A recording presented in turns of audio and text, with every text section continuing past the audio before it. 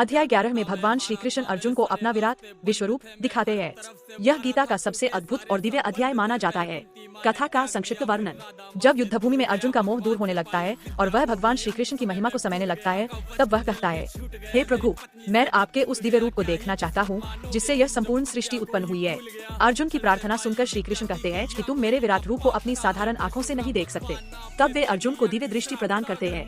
विराट रूप का दर्शन। दिव्य दृष्टि मिलने पर अर्जुन क्या देखता है? श्री कृष्ण के शरीर में संपूर्ण ब्रह्मांड दिखाई देता है। अनगिनत मुख, नेत्र, अद्भुत आभूषण और दिव्य अस्त्र शस्त्र। सभी देवता, ऋषि और जीव उनके भीतर स्थित है। सूर्य और चंद्रमा उनके नेत्रों के समान चमक रहे हैं। अग्नि के समान तेजस्वी प्रकाश चारों ओर फैल रहा है। अर्जुन देखता है कि युद्धभूमि के सभी योद्धा उस विराट रूप के अग्नि में मुख में प्रवेश कर रहे हैं, जैसे पतंगे अग्नि में प्रवेश करते हैं। यह दृश्य अत्यंत भयानक और विस्मयकारी होता है। अर्जुन की भावना। विराट रूप को देखकर अर्जुन आश्चर्यचकित हो जाता है, भयभीत हो जाता है, भगवान को बार बार प्रणाम करता है।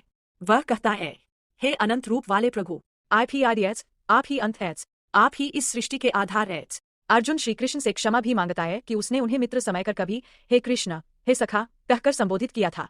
भगवान का उपदेश। श्री कृष्ण कहते हैं, मैं काल हूँ, लोगों का नाश करने वाला।